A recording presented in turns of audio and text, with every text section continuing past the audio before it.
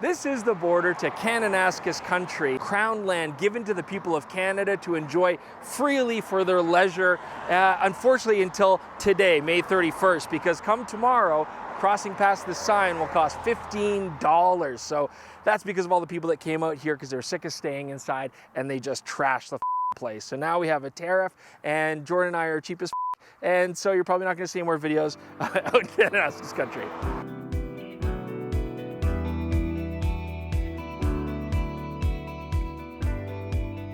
Welcome back, Deep Review TV viewers. It's Chris Nichols here, and we're playing with the Olympus M Zuiko 8-25 f4 Pro lens. Now, you heard that right. Even though this is the first lens since the parent company GIP took over and changed everything to OM Digital, this is still an Olympus lens. They are still using that brand name. We checked. Everything's good, so we're happy about that. It makes my job a lot easier. Now, what stands out for me is actually the focal range of this lens, okay? We really like this kind of stuff. I mean, typically, if you're gonna go do landscapes, you would have a full frame equivalent lens, something like a 16-35. You know, useful, but fairly limited to the wide angle range. But this particular lens gives us a equivalent of 16-50, and I like that versatility. It means that I can comfortably leave the house with just one lens today, review it, but feel like I can still get a variety of shots, and I really like that.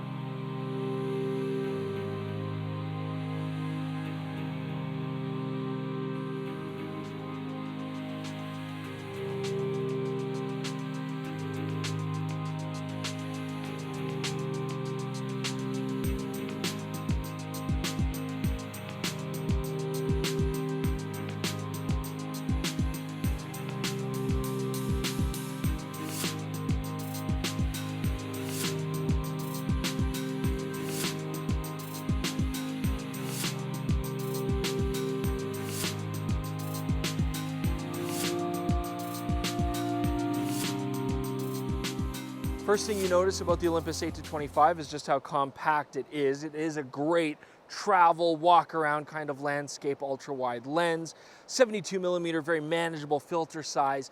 This is smaller than the 7-14 2.8 lens, but that makes sense.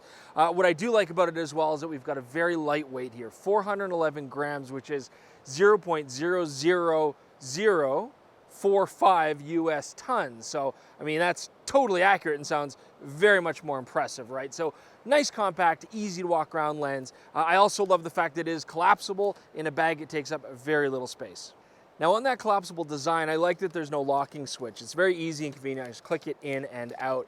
And even though this is a more affordable lens than the 7-14 2.8 and has a slower constant aperture, this still does carry Olympus's Pro badge on the side of the lens. Now, that means it's very solidly built. I like that it's IPX1 rated, and kudos to Olympus for giving that rating because that means this lens is very well sealed. And on top of that, I do love that you have the custom function button, but even more so, now the manual focus clutch. So these are all things that we appreciate in their more expensive lenses. I like that we get to see it here too.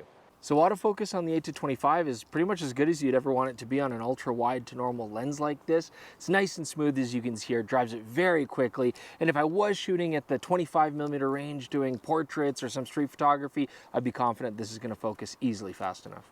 Let's talk about macro next. You can see how close my lens is to this leaf I'm focusing on here. From the sensor, about 23 centimeters. From the front of the lens, about 7 centimeters approximately. I mean, it's pretty decent. This wide angle does have some pretty impressive macro capabilities. So I can shoot about 1 to 2 life-size reproduction at 25mm mark. Now, when I cut back to the 8mm range, you can see here, well, you can have a lot of fun really pushing that perspective far away and doing almost like a miniature toy effect. I was more impressed with the 50, of course. That's where I'm going to like to shoot this lens for close-up. But all in all, it makes this a very versatile lens when you're out traveling in the woods. So let's talk about bokeh on the 8-25. There's good and there's bad. So first off, what I'm consistently seeing, whether I'm at the 8mm range or the 25mm range, I'm getting pretty kind of busy bokeh in the centers. There's lots of gunge going on in there. I wouldn't call it smooth. I do also consistently get a soap bubble effect. I don't necessarily mind that. I mean, it does make it look a little bit dynamic, as you can see here, but sometimes, again, it can look busy. And if you're looking for smooth and nondescript, this is not the lens for you. Now the shape of the bokeh is quite nice. I mean, you get nice round bokeh even when stopped down, doesn't get too polygonal there. And so overall, I actually thought the bokeh on this lens was quite pleasing. I mean, let's keep in mind this as well. First off, you don't really get big bokeh balls with highlights until you're shooting around the 25mm mark wide open. And even still, this is an f4 micro 4/3 ultra wide lens. So shallow depth of field, that's not what this lens is about, okay? And so, you know, if I was going for just getting nice rendition from in focus to out of focus areas, this lens does that beautifully. If I'm looking for big bokeh balls, well, then you look for something with a wider aperture and more telephoto range. So nobody wants flare messing up their shot shooting to the sun. There you go, that's a lot better. Luckily, even though ultra wide angles often have issues, the Olympus 8-25 is controlling flare very well. I didn't really have any issues with it. You can see some ghosting here, but it's very minor and very well controlled. Now let's talk about sun stars on this lens next. Now first off, micro 4/3, it's pretty tough because in order to get sun stars, you got to stop the lens way down, but you hit diffraction really soon on micro 4/3 bodies, and thus your photos get really soft. So they'd have to be some amazing looking sun stars to justify the quality loss. And in this case, not amazing sun stars. You can see here, you know, even just stopping down as far as I'd ever really want to, they're pretty broad. We're not getting those nice sharp points of light. So yeah, I wouldn't worry too much about it on this lens. Jordan Drake here to talk about using this lens for video shooting. It's actually filming me right now, and my biggest regret is we didn't get 2 copies of the lens, so I was able to film the entire episode on it as well, because this is basically my perfect focal length for a video lens, and I really think Olympus understood that. They did really put in some features that videographers are going to appreciate. They've got a really nice focus clutch, so if you're a Panasonic shooter doing a lot of manual focus because the autofocus isn't great, then you're going to have a nice comfortable focus ring, and it focuses the right direction for people who are used to using video lenses. And this is a breathing corrected lens at 8mm and 25mm. There's almost no visible breathing on this lens, so you can pull focus all over the place.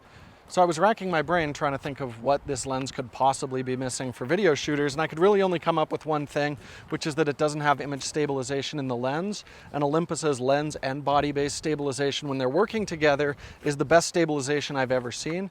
But remember, on an EM1.3 like we have it right now, we're still getting very stable walk and talk footage, and I think you'd be very comfortable hand-holding this lens for video shooting as well. It's a great video lens. All right, guys, so we have covered quite a bit out here in Kananaskis country. Don't worry, Jordan and I are going to get the yearly pass. You'll get more videos out of here. Don't worry, we're just kidding around. But as usual, we want to take a look at the files that we've taken today on the computer. So when you see us again, we're going to have looked at the photos and we're going to finish off our review.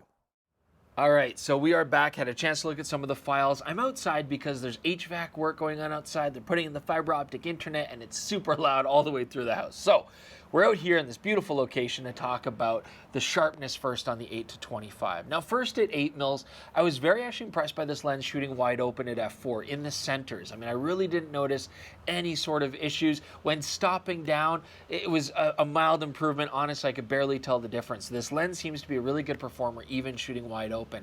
Now in the corners at 8mm, you can see here, shooting wide open, they're not bad, but when stopping down, I do see a little bit more improvement. So that makes sense, it's pretty typical.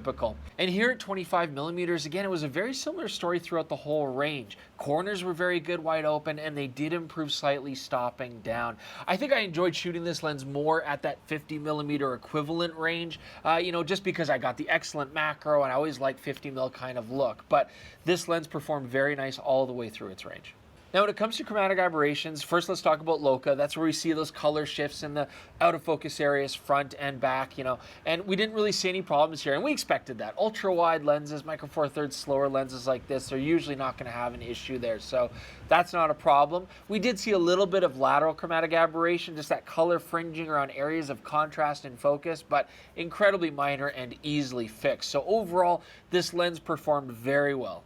You know, I still love the micro 4/3 format in general, both Olympus and Panasonic, and I like a lot of the advantages of what the smaller sensor can give us, and I understand the limitations as well. But you know, for travel, for keeping things light and portable, I think this is really one way that micro 4/3 excels. And up to this point, one of my favorite lenses was the Olympus 12-100 f4. I love how versatile it is. I love that it's decent optically, but you know, it's not a fast lens by any stretch, and it is kind of getting a little bit bulkier and heavier, and unfortunately, it doesn't have very good close-up capability capabilities. So I always feel like I got to bring something else with me. And that's where this 8-25 is very interesting, because it was incredibly compact and lightweight, and yet we were very pleased with its optical performance across the field, not just for photography, but also for videography. So I could see myself, if I was going to go traveling and do landscapes, you know, where I'm going to have good light, or I'm going to use a tripod, or maybe walking around city streets, things like that during the day, this would make a lot of sense as a single carry lens. I didn't really feel when I was out in the mountains there that I needed another lens in a lot of situations. I felt like this had enough versatility to cover it, especially as I could also do really good close-up photos with this lens. If I was traveling in the city, or if I was worried about low light situations, I'd probably take something like an Olympus 45mm 1.8 with me as well. That way I could shoot some portraits and get, you know, shallow depth of field, or handle low light situations better. In fact, the only thing I will say about this 8-25 is, because it's a slower lens formula, you're gonna want to have decent amount of light or be shooting still objects with a tripod. But for you landscape shooters, I think this is gonna be a real hit. 2021 is turning out to be a pretty interesting year for Micro Four Thirds. We've got some new lenses, we've got cameras like the GH5 II and GH6 coming out. And on that whole topic, I know Jordan, I mean, 100% guarantee he is looking hard now at a Panasonic GH6 and this Olympus lens. It's probably one of his favorite video focal lengths, and he's very pleased with the performance. I hope you guys found this video useful to see if this lens is right for you. Go to deepreview.com. We got our sample galleries there for you to download and check out the files that we shot with this lens. Please subscribe to the channel, because we love you. We want you to love us too. Thanks for joining us. We'll see you guys soon.